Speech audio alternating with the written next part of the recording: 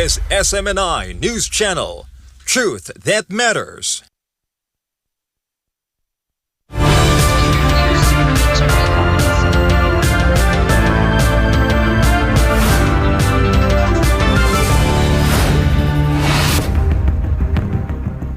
In the headlines, first, Venezuela acting President Delcy Rodriguez says releasing Nicolas Maduro is a top priority. The announcement came as she unveiled new funds to rechannel oil wealth, while in Panama, invasion survivors draw haunting parallels to the crisis in Caracas.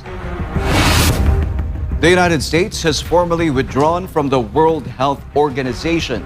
Critics warn that exit could cripple global disease surveillance and health coordination. A diplomatic breakthrough in Abu Dhabi, Russia and the US and Ukraine are set to meet face-to-face for the first trilateral negotiations since the conflict began.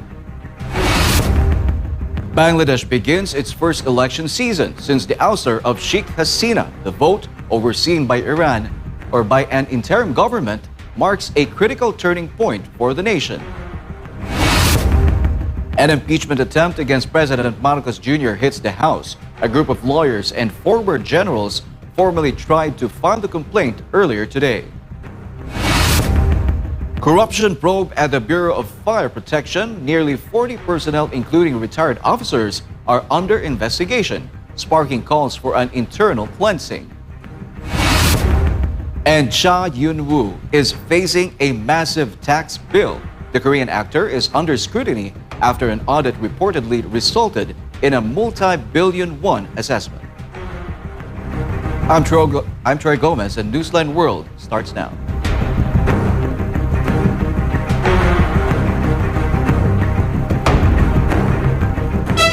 In the news, U.S. Vice President J.D. Vance stressed the importance of two things: borders and the acquisition of Greenland. Vance said enforcement of borders and control of the Arctic abroad are critical to U.S. national security. Alma Porzuelo will give us a detail. I'm headed from here to... Speaking ahead of his visit, Vance said unrest in Minneapolis could be eased if local leaders stop opposing federal immigration enforcement and accepted the need for stronger border control. He argued that the situation in the city is an outlier compared with the rest of the country.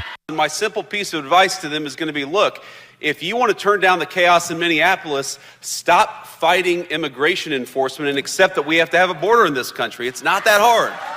Vance also highlighted what he described as $18 trillion in new investment commitments, saying, you know what that means? That means new factories, that means new plants, that means, new oil refineries and new energy facilities in the United States of America. Because for so long, our government had the policy that we were going to invest in other countries. No. We want other countries to invest right here in the United States of America. On foreign policy, Vance insisted that Greenland is strategically important to the United States, linking Arctic security directly to America's missile defense capabilities. He warned that increased interest from rival powers could weaken U.S. national security. Simple fact is, Greenland matters to American national security because our entire missile defense relies on security in the Arctic. This is something the media who's obsessed with Greenland, they completely forget why Greenland matters.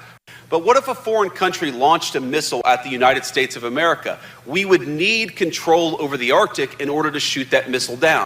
Our entire missile defense system depends on that Arctic security. If they want to control that facility, they want to control that island, that landmass. That would make us weaker, that would make our country more endangered. That would mean that if the president is negotiating with a foreign leader, he would have less leverage because they would be able to realistically threaten the sovereignty and the territorial safety of the United States of America. Vance said negotiations with NATO and Denmark are ongoing, adding the Arctic security is not only vital to the United States, but to global stability as well. Reporting for Newsline World, Almar Porzuelo, SMNI News.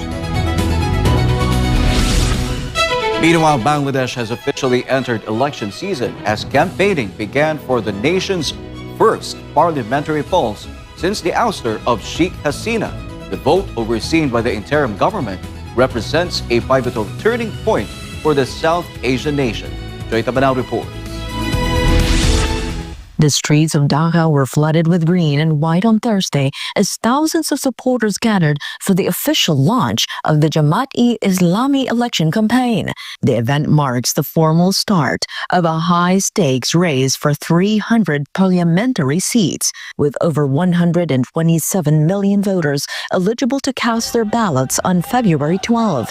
This election is historic not only for being the first since the 2024 uprising, but also for the absence of the Awami League, which remains banned from participating. Supporters at the rally expressed a deep desire for a new political era focused on safety, economic freedom, and the total removal of the corruption that defined previous years. নির্ভয়ে আমাদের মা বোন যাতে চলাফেরা করতে পারে, ব্যবসায়ীরা ব্যবসা করতে পারে, শিক্ষার্থীরা পড়াশোনা করতে পারে, হ্যাঁ ওইভাবে যাতে কোনো চাঁদাবাজি মুক্ত, সন্ত্রাস মুক্ত এবং কি আপনার সমস্ত জোর জুলুম মুক্ত দেশ চাই আমরা। While the atmosphere in the capital was festive, underlying tensions remain as opposition leaders raise alarms over the safety of their activists. Other participants reported instances of sudden attacks and harassment, questioning whether the law enforcement authorities can ensure a truly free and fair process. The interim administration of Nobel laureate Muhammad Yunus has vowed to protect the integrity of the vote, which will also include a landmark referendum on constitutional reforms known as the July Charter. As the major players, including the BNP and the newly formed National Citizen Party, hit the campaign trail, the focus remains on the millions of young voters who spearheaded the revolution. আমরা আসলে যে গত ফেসিস্টকে আমরা আন্দোলনের মাধ্যমে ফেসিস্টকে দেশ থেকে তাড়ানোর আমরা দেশ থেকে তাড়াতে পারছি। তো তার জন্য আমরা এই ফেসিস্ট সরকার আমরা চাই না। ভবিষ্যতে চাঁদাবাজ, ফেসিস্ট, দুর্নীতি, কারো প্রতি চোখ রাঙানো এরকম সরকার আমরা চাই না। কারো উপর কেউ দাবেদারি করুক সেটা আমরা চাই না।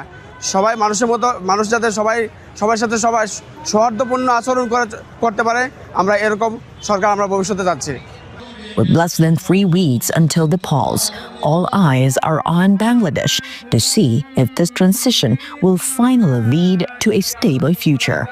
Joy Tabanao, your citizen correspondent reporting for Newsline World. South Korea's stock market is making history with the Kospi reaching 5,000 points as optimism grows over political stability and economic recovery. Val de Vinagracia tells us more. For the first time, South Korea's benchmark Kospi index broke over 5,000 points on Thursday as technology stocks rallied. The milestone reflects growing investor confidence fueled by political stability, improving diplomacy, and strengthening industrial competitiveness. Market screens across Seoul showed broad gains led by heavyweight semiconductor stocks. 예, 지금 우리나라가 우선 국정이 안정되고 그다음에 외교도 잘하고 우리나라 갖고 있는 산업 경쟁력이 굉장히 지금 돋보이는 시대인 것 같습니다. 그래서 앞으로도 굉장히 좀 좋지 않을까 이렇게 기대해 봅니다. Retail investors say the rally is boosting national morale, with some predicting further gains if current momentum continues. 예, 나라를 위해서 정말 잘된 일이라고 생각합니다. 모든 국민들이 다 함께 축하하고 감사할 일이죠. 정말 이렇게 되면 이재명 정권 마지막쯤에 10,000포인트까지도 가지 않을까 그렇게 기대됩니다. Despite mixed performance in individual stocks, many investors say overall returns have improved through funds, reinforcing expectations of an economic recovery. 소감이요? 좋죠. 지금 전체적으로 그 경기에 대한 활성화 기대도 있고 또 사람들이 일단 기분이 좋은 것 같아요.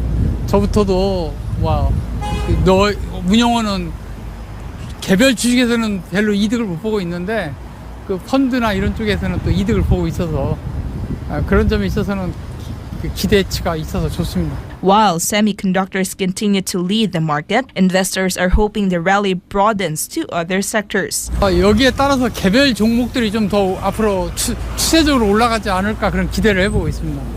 전체적으로 뭐 바이오주라든지 이제 지금은 반도체 주가 견인하고 있다면 다음에는 이제 다른 주식들도 좀 같이 올라가줬으면 좋겠다 이런 기대를 하고 있습니다.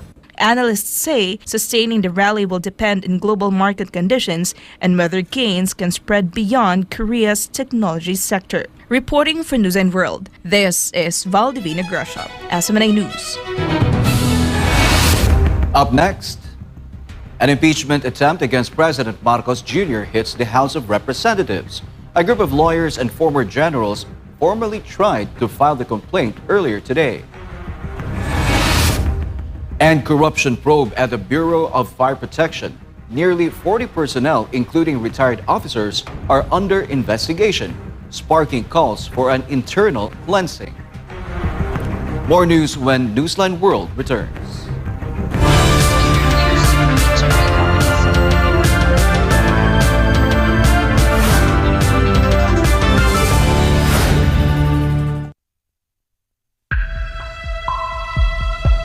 Sa kabila ng mga mas modernong kaalaman at teknolohiya, nananatiling matindi ang banta ng HIV sa Pilipinas. Pero gaano nga ba kalala ang sitwasyon? Ang HIV o Human Immunodeficiency Virus ay isang sakit na sumisira sa immune system ng katawan. Ngunit tandaan, hindi ito nakukuha sa simpleng pakikisalamuha. Hindi mo agad mararamdaman, pero unti-unti nitong pinapahina ang katawan. At kapag hindi naagapan, humahantong ito sa AIDS, ang huling yugto na impeksyon, kung saan halos wala ng panlaban ng katawan laban sa sakit. Patuloy na dumadami ang kaso ng sakit na ito sa Pilipinas. Isang nakababahalang pagtaas. Umabot na sa 500% ang itinaas ng HIV cases sa mga kabataang edad 15 hanggang 25. Ayon mismo sa Department of Health, 56 na bagong kaso ang naitatala kada araw sa bansa mula Enero hanggang Marso 2025. At ang pinakamatinding apektado, ang kalalakihan at kabataang Pilipino. Dahil dito, ang Pilipinas na ngayon ang may pinakamataas na bilang ng bagong kaso ng HIV sa buong Western Pacific region. Isang indikasyon ng lumulubhang sitwasyon.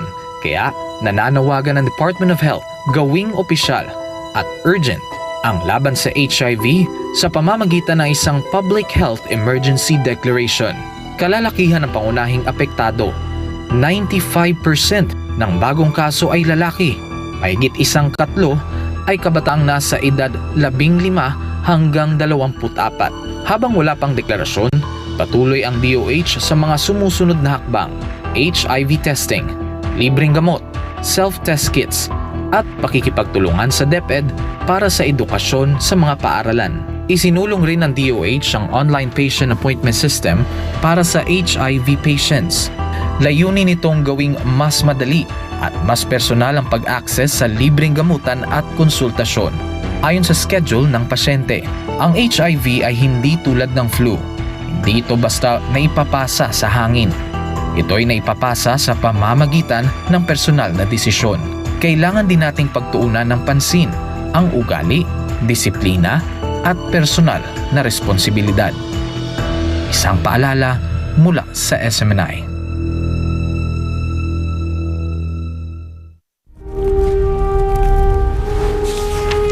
Pasasaan pa ang kalayaan kung ang mga alipin ngayon ay sila din naman mang-aalipin bukas.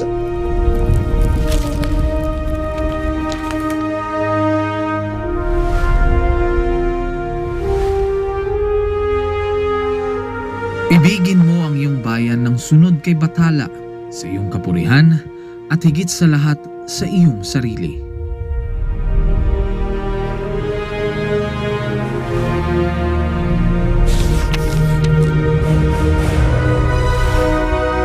Hindi natin mapapalaya ang ating mga sarili maliban kung sumulong tayo na nagkakaisa sa iisang hangarin.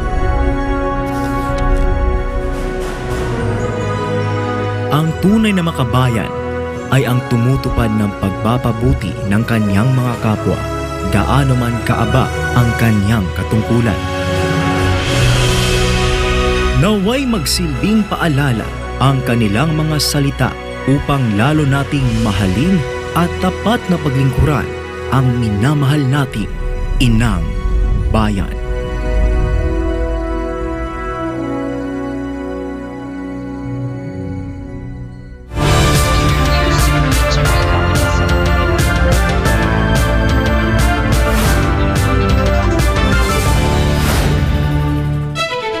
We're back with more news. The first impeachment complaint filed at the House of Representatives against President Ferdinand Bongbong Marcos Jr. is dismissible. The reasons behind the move are detailed in this report by MJ Mondihan.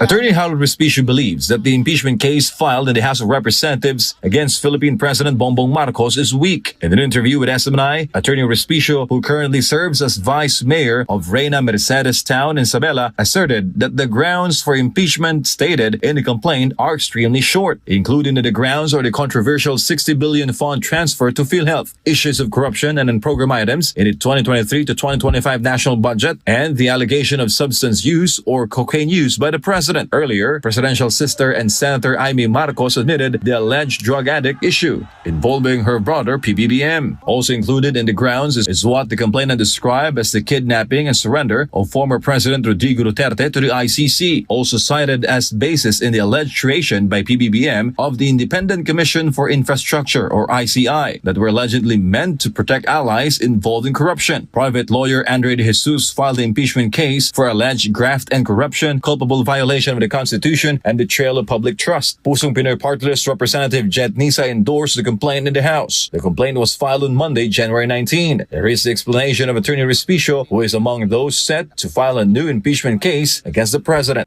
Kaso nga lang itong complaint na ito ay napakaiksi. Paano naman tayo makakaasa na paaandarin yan at bibigyan yan ng panahon? Kung napakaiksi din lang, wala kang space para magbigay ng maayos na narration of facts, maglagay ng attachments. Siyempre, binibigyan mo lang ng dahilan yung Committee on Justice na i-dismiss yung final mo na complaint. Obviously, yun naman ang ginagawa nila para kapag may file at ma-dismiss, hindi na pwedeng mag-file ulit ng susunod na impeachment complaint. Reporting for Newsline World, this has been MJ Mondihan, SMNI News. Did an impeachment bid against President Ferdinand Bongbong Marcos Jr. move forward at the House of Representatives? A group of lawyers, former generals, and congressmen tried to file the complaint. Here's what happened in this report by MJ Mondihan. Kanina, naunang nag-file yung Makabayan Block ng kanilang impeachment complaint, kaso nga lang hindi tinanggap dahil daw wala si Sec Gen dito. Pero sir, tapos na ang lunch break, bumalik ka na dito at tanggapin mo na ang aming complaint. Hindi mo pwedeng tanggihan ng complaint namin dahil ministerial duty mo yan. Wala kang discretion na mag-decline na tumanggap ng aming complaint. That footage was taken from the Facebook Live of Attorney Harold Respicio when he joined the filing of the impeachment case against Philippine President Ferdinand Bongbong Marcos Jr. at the House of Representatives. Joining him in the filing were former Congressmen Mike Defensor and Jing Paras, retired AFP Generals Hermogenes Esperon and Virgilio Garcia, lawyers Ferdinand Topacio and Manny Luna, former Ilocos Sur Governor Chavit Singson, and other personalities. However, the complaint was not accepted because House Secretary General Cheloy Garafil was reportedly not in her office. The official is allegedly in Taiwan. Hindi pwedeng hindi tanggapin ang ating complaint dahil kapag hindi tinanggap ngayong araw na ito, ang gagawin nila ay i-forestall nila ang complaint na to at pagbibigyan nila, palusutin nila yung walang kwentang complaint na ipinasa earlier. Sabi ng Supreme Court, hindi nila pwedeng sabihin na merong prior complaint na ipinasa na para tanggihan ng aming complaint dahil ang complaint ay initiated lamang kapag na-refer na sa committee ang complaint. Hindi pa na-refer sa committee.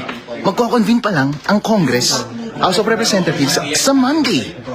At pwede pa nilang tanggapin ang aming complaint. Because of this, the group insisted that the refusal to perform the ministerial duty of accepting the impeachment case indicates that the first impeachment complaint filed against the president was already prearranged. Last Monday, January 19th, lawyer Andre De Jesus filed an impeachment case against the Philippine president over alleged graft and corruption, culpable violation of the Constitution, and betrayal of public trust. House Deputy Minority Leader and Pusong Pinoy Party List Representative Jet Nisay endorsed the complaint at the House. However, doubts surround the case because the complainant, Attorney De Jesus, was allegedly a former lawyer of First Lady Liza Marcos.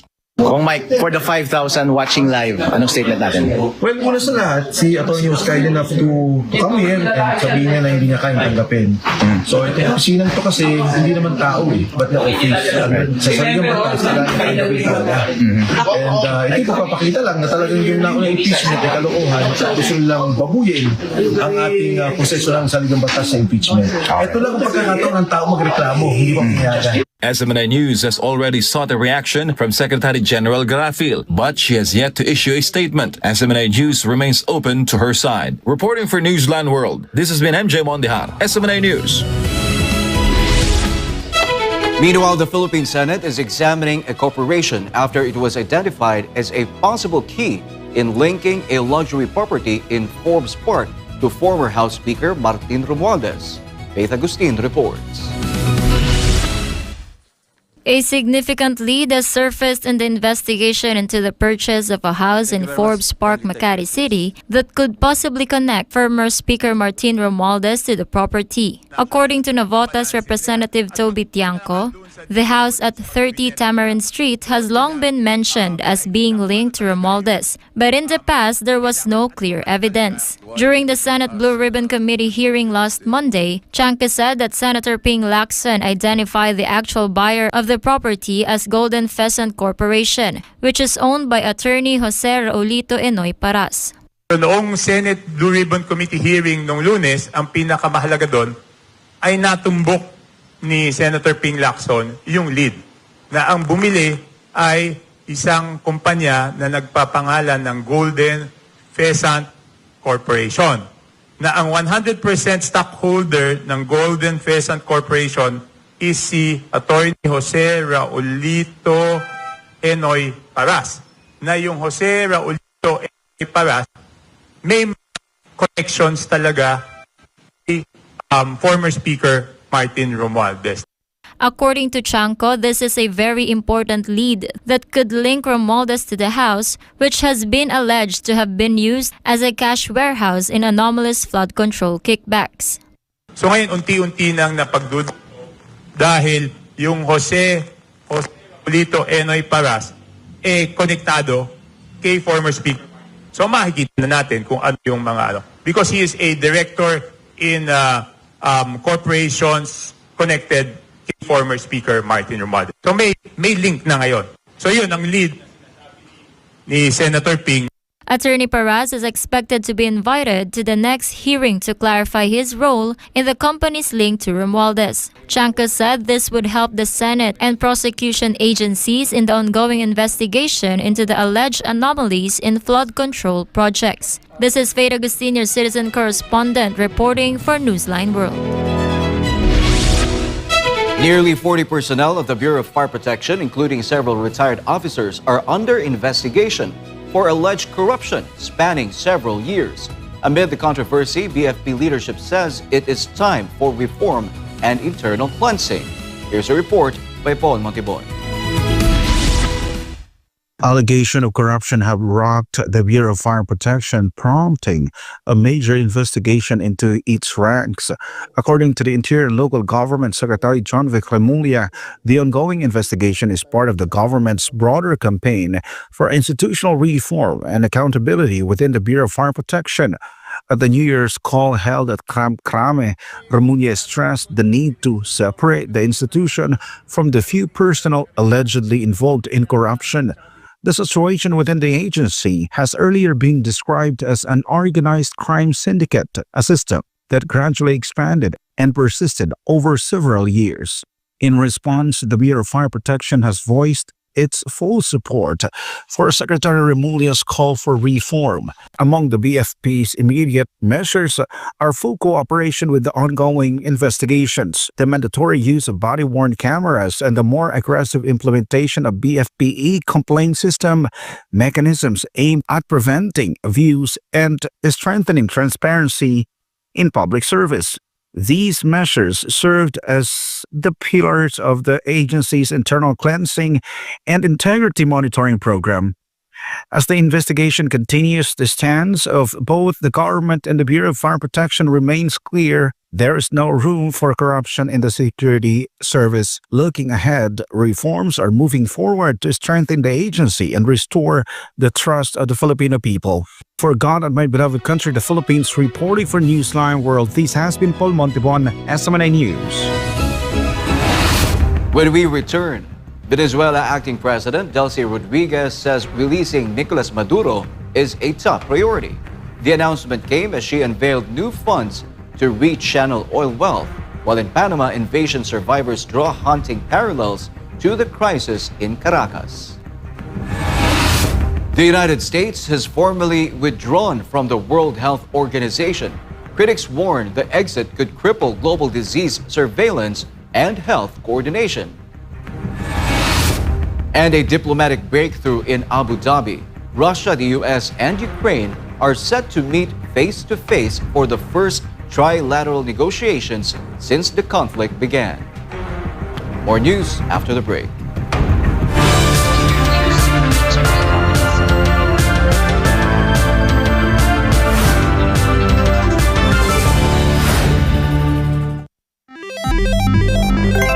Isang pindot lang, pwede kang maka-jackpot.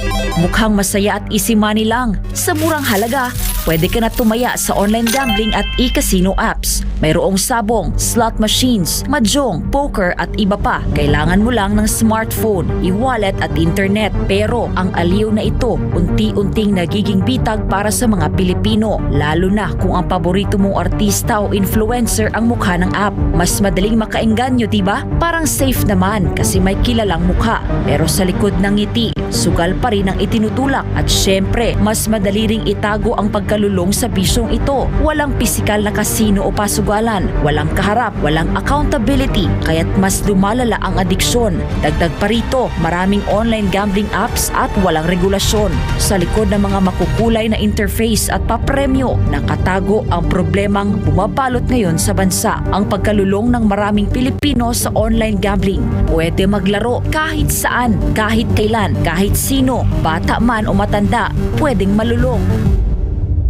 Ayon sa mga eksperto, ang pagkakalulong sa online gambling ay nagdudulot ng matinding stress at anxiety, pagkakabaon sa utang, pagkawasak ng pamilya, pagkawala ng tiwala sa sarili. At tulad ng ibang bisyo, may mga senyales ito tulad ng hindi makapagpigil kahit walang pera, palihim na tumataya, pagpapabaya sa trabaho, pamilya o sarili. Sa bawat taya, may mga taong tunay na kumikita, mga malalaking negosyante at investors na negosyo ang bisyo ng masa. Para sa kanila, perang pumapasok lang ito. Pero para sa ordinaryong Pilipino, kabuhayan at relasyon ang nauubos. At ang masakit, tila matagal itong nahayaan. Hindi ito naging prioridad ng mga nakaupo sa taas hanggang sa sobrang lumala at halos naapektuhan na ang buong komunidad. Ngayon, sa dami ng nalulong at sa laki ng pinsalang naidulot, saka palalong umugong ang mga panukalang batas para higpitan ng online gambling. Gaya ng pagbabawal sa paggamit ng e-wallets para tumaya, pagtaas ng minimum bet, mas mahigpit na identity verification, pag-block ng mga illegal na gambling sites, at bawasan o ipagbawal ang mga ads na target ang kabataan. Maaari itong magmukhang laro lang, pero sa katotohanan, isa itong sugal sa kinabukasan. Ang kita na dapat sa mga pangunahing pangangailangan o ipon na uubos sa sugal. At sa mundo ng online gambling, mas madali kang matalo kaysa manalo. Huwag hayaang sugal ang magdikta sa iyong buhay. Isang paalala mula sa SMNI.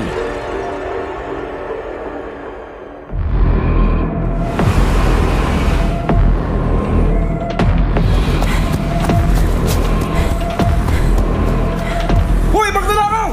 Tingin! Pulis ka! Hala, magnanakaw! Magnanakaw! Magnanakaw! Hoy, magnanakaw! Magnanakaw! Magnanakaw! Ano kayang gagawin ko? Ipamimigay ko yung konti para tumigil sila sa pag-iingay. Pare, magnanakaw, namimigay ng pera. Ito ang sayo. Wow! Ang bait ng magnanakaw! Ito naman sayo. Kuya, yung...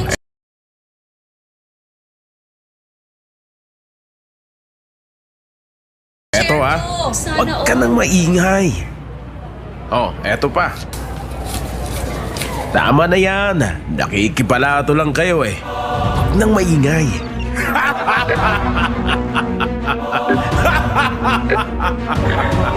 Diba?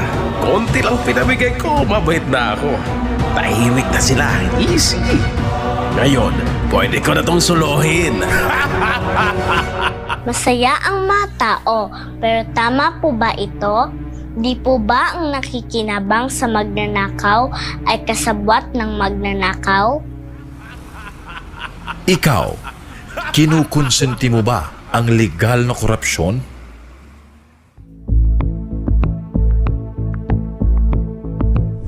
Ikaw ba ay namomroblema sa taas ng electric bill buwan-buwan? Huwag mag-alala, narito ang ilang paraan upang makatipid sa kuryente. Patayin ang mga ilaw at appliances kapag hindi ginagamit. Sa halip ay gumamit ng natural na liwanag upang makatipid sa kuryente. Tanggalin sa saksakan ang mga appliances kung hindi ginagamit. Iwasan ang paggamit ng maraming appliances ng sabay-sabay. Gumamit ng LED bulbs. Ito ay mas tipid sa kuryente kumpara sa mga incandescent at fluorescent bulbs. Regular na linisin ang mga appliances tulad ng electric fan, aircon vents at refrigerator. Magkaroon ng takdang araw sa isang linggo sa pamamalansya at paglalaba. Gumamit ng energy-efficient appliances. Tandaan, maging wais sa paggamit ng kuryente upang makatipid para mas gumaan ang buhay. Ang paalalang ito ay hatid sa inyo ng SMNI.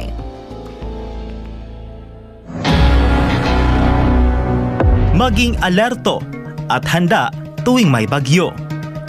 Upang manatiling ligtas, narito ang ilang mahahalagang paalala. Manatili sa loob ng bahay. Iwasan ang paglabas, lalo na kung malakas ang ulan at hangin. Mag-imbak ng pagkain at malinis na tubig. Maghanda ng emergency kit. Manatiling updated sa lagay ng panahon. Maghanda ng mga flashlight at extra baterya. Panatilihing fully charged ang iyong cellphone. I-secure ang mahahalagang dokumento sa waterproof na lalagyan. Patayin ang kuryente, gas at tubig kung may banta ng pagbaha. Alamin ang iyong local emergency hotlines.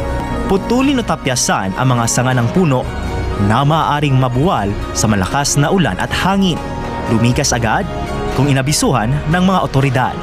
Maging ligtas at maging handa sa panahon ng kalamidad. Ang paalalang ito ay hatid sa inyo ng SMNI. Maging ligtas, maging handa. Narito ang ilang paalala kung sakaling tumama ang lindol. Maghanda ng emergency kits na may lamang flashlight, pito, first aid kit, tubig at pagkain. Alamin ang emergency exits sa inyong bahay, paaralan o opisina. Habang lumilindol, magtago sa ilalim ng matibay na lamesa upang maprotektahan ang sarili sa mga nahuhulog na bagay. Lumayo sa mga bintana at mabibigat na gamit na maaaring mahulog. Kung ikaw ay nasa labas, lumayo sa mga gusali, puno o poste na maaaring matumba. Kung ikaw ay nagmamaneho, itabi at ihinto ang sasakyan at lumabas. Pagkatapos ng lindol, gamitin ang hagdan sa paglabas ng gusali at huwag gumamit ng elevator. Maging alerto sa aftershocks at manatili sa open space kung kinakailangan. Maging ligtas at maging handa sa anumang sakuna. Ang paalalang ito ay hatid sa inyo ng SMNI.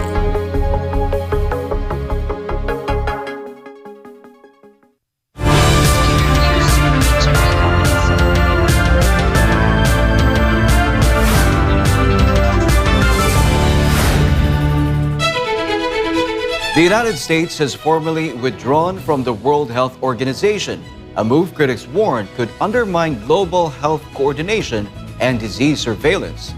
Faith Agustin has the news. After nearly 8 decades, the United States has formally withdrawn from the World Health Organization, ending nearly 8 decades of membership in the UN's global health body. The decision follows a year-long withdrawal process initiated by President Donald Trump shortly after returning to office, citing what his administration described as failures in the WHO's handling of the COVID-19 pandemic. The U.S. was among the founding members of the World Health Organization in 1948 and has historically been its largest financial contributor. U.S. officials say the country will no longer participate in WHO programs and has no plans to rejoin or even remain involved as an observer. Instead, the administration says it will pursue bilateral cooperation with other nations on public health and disease monitoring. At the United Nations, officials confirmed the U.S. has not settled outstanding dues, but stressed that the organization would continue its work. I think that we've made clear that we are doing our utmost to improve how the UN works so it works well for all stakeholders. The Secretary General, as you know, has launched the UN 80 initiative designed to increase the efficiency of the UN.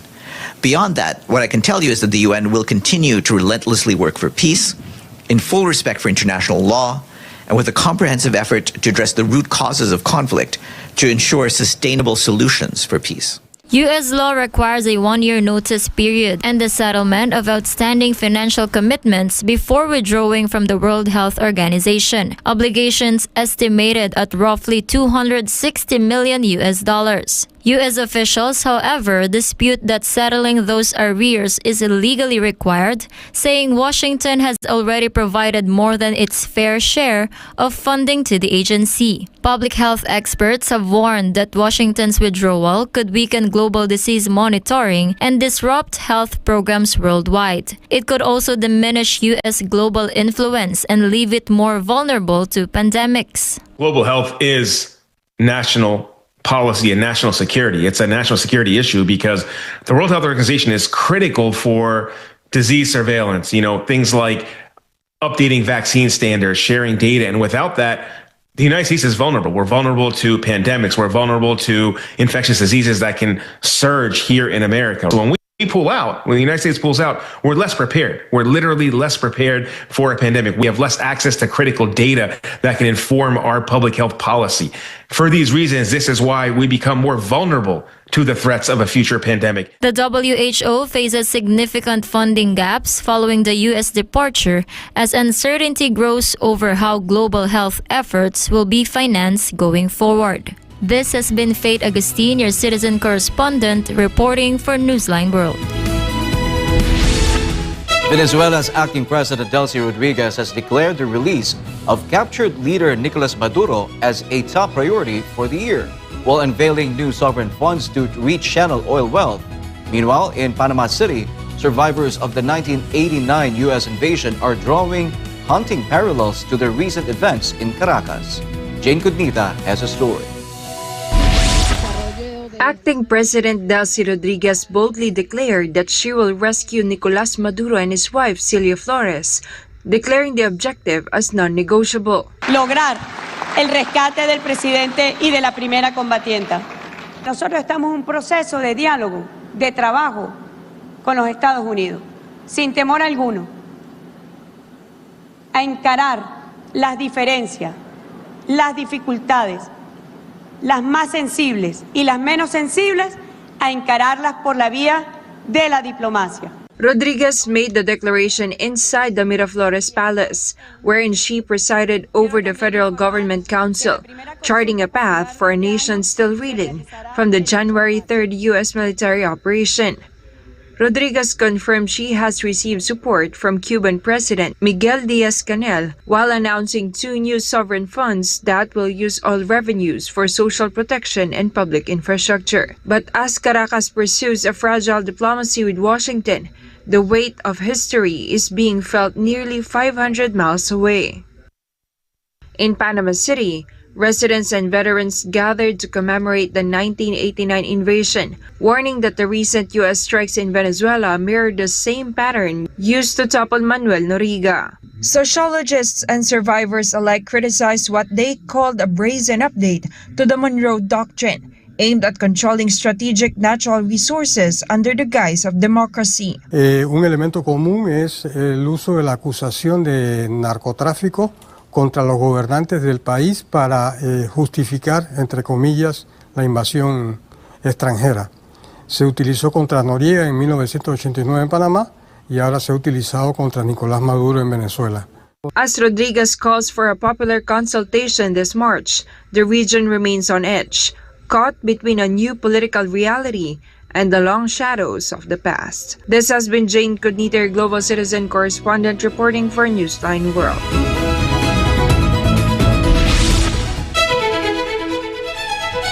Meanwhile, Russia says negotiations involving Moscow, Washington, and Kiev will meet face-to-face for the first time in a trilateral format, with talks scheduled to take place in Abu Dhabi.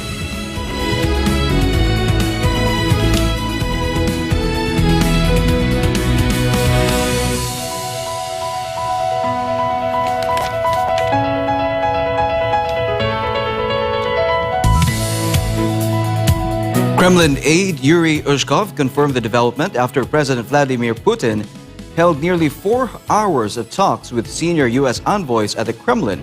Ushakov called the discussion substantive, constructive, and extremely candid.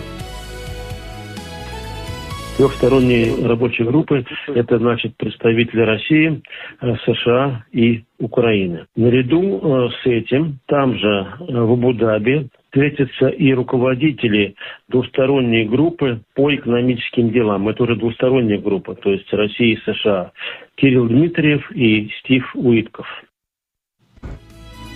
According to Ushakov, the trilateral meeting will focus on security issues and will be led by Russia's military intelligence chief, Admiral Igor Kostyukov.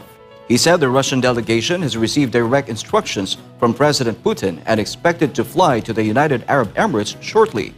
Ushakov also confirmed that separate bilateral talks between Russia and the United States will also take place in Abu Dhabi, focusing on economic relations. He said Putin and U.S. envoys discussed proposals for a peace council, as well as a possible use of frozen Russian assets for post-war reconstruction if a peace agreement is reached.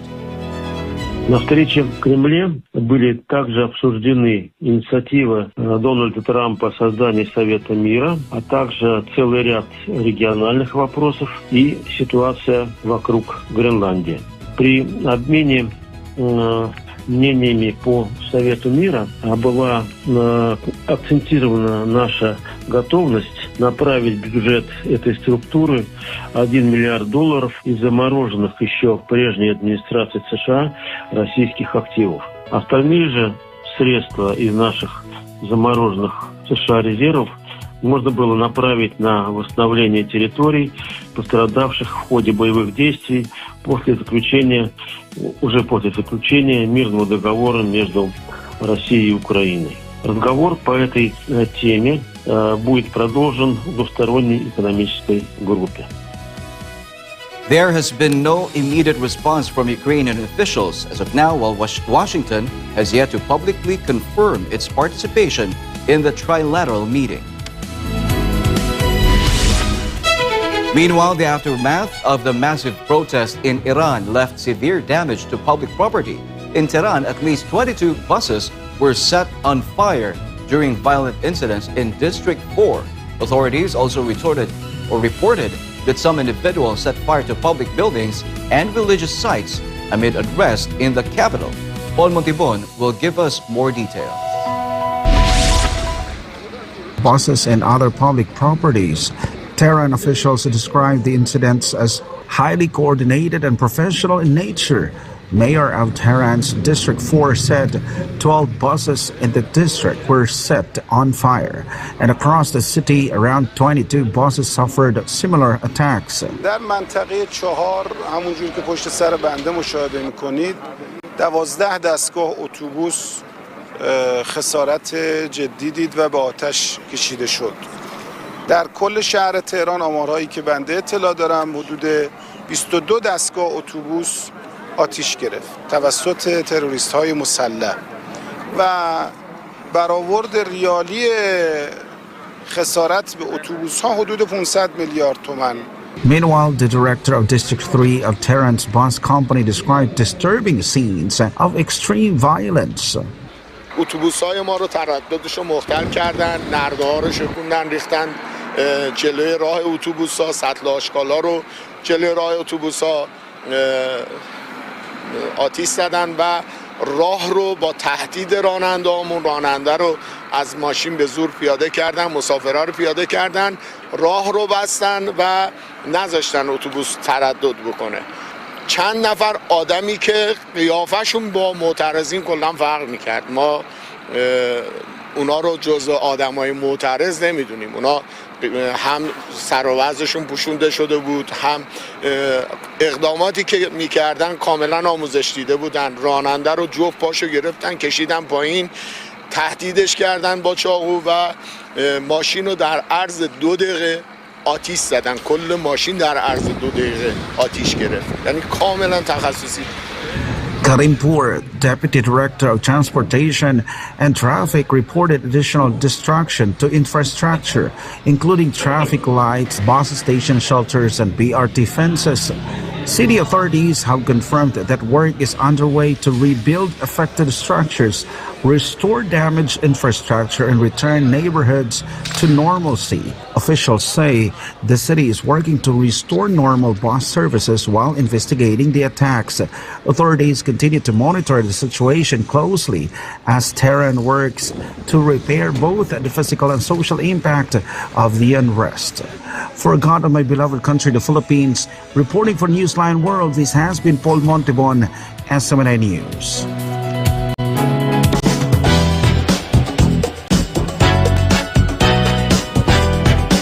Meanwhile, Korean actor Cha Yun-woo is under scrutiny after reports emerge of a tax audit resulting in a multi-billion won assessment. Meanwhile, K-pop superstar Rain has issued an apology following a misunderstanding with a fan at a concert. Blake Ann will give us the details. South Korean actor and singer Cha Yun-woo is facing allegations of tax evasion amounting to more than 20 billion won, or about $13.6 million US dollars, according to reports citing the National Tax Service. The allegations are linked to a company reportedly established by his mother. The National Tax Service is said to have issued a tax assessment to Cha, whose legal name is Lee Dong-min, following a tax audit conducted last year. Reports say the audit took place ahead of Cha's scheduled mandatory military enlistment in July 2025. No further details have been publicly disclosed regarding the outcome of the assessment or whether legal action will follow. Cha Yun-woo's agency has yet to issue an official statement on the matter. K-pop star Rain has issued an apology following a misunderstanding with a fan who is hard of hearing at his recent concert in Taipei, Taiwan. The 43-year-old singer, whose real name is Jung Ji-hoon, performed his Still Raining encore show at the Taipei Arena. During the event, a female fan known only as Chi-Chi on social media platform Threads shared her experience of the incident on January 19. Rain has publicly apologized to the fan, addressing the situation and clarifying the misunderstanding. Details about the exact nature of the incident have not been fully disclosed, but both the fan and artist have engaged with the matter on social media. The apology comes amid growing attention on how performers interact with fans with disabilities during live events. And that's all for now. I'm Blake Ann, bringing you the latest showbiz.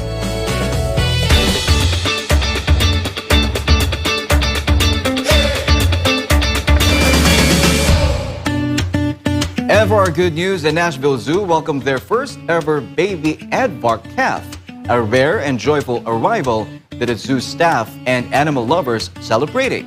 Stella Maris shares us this story. Early in the morning at 6:06 a.m. January 1st, the Nashville Zoo welcomed a tiny aardvark calf measuring about 19 inches long and weighing around 4 pounds at birth. This special arrival marks the zoo's first successful aardvark birth and only the 34th such birth at an Association of Zoos and Aquariums accredited facility in the United States. Born to proud parents Karanga and Winslow, the newborn and his mother are both reported to be healthy and are being lovingly cared for behind the scenes by the zoo's dedicated animal care team. The zoo celebrates this milestone as an important step in understanding and conserving a species that is seldom seen up close due to its nocturnal and burrowing lifestyle. Officials say the calf may eventually be relocated to another accredited zoo to continue contributing to the species population and research. Adding to the excitement, the Nashville Zoo shared a video on its official Instagram account, giving the public a glimpse of the adorable newborn, affectionately referred to as Happy, moving around and bonding with its mother. The video quickly delighted viewers, showcasing the cow's early moments and spreading smiles among animal lovers worldwide. This delightful New Year's arrival has captured hearts, proving that precious moments can come in all shapes and sizes, even as a wrinkly, rolling pin-sized bundle of joy. This is Stella Maris, your citizen correspondent, reporting for Newsline World. And before we end, may you be inspired with the words of the sun.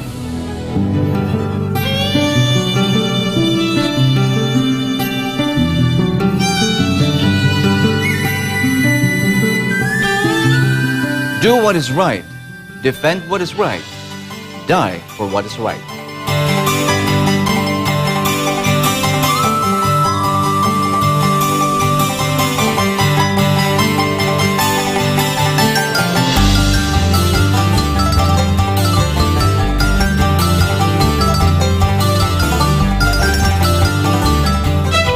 And that's all for today's edition of Newsline World. For God and my beloved country, the Philippines, I'm Trent Gomez. Thank you for watching. Goodbye.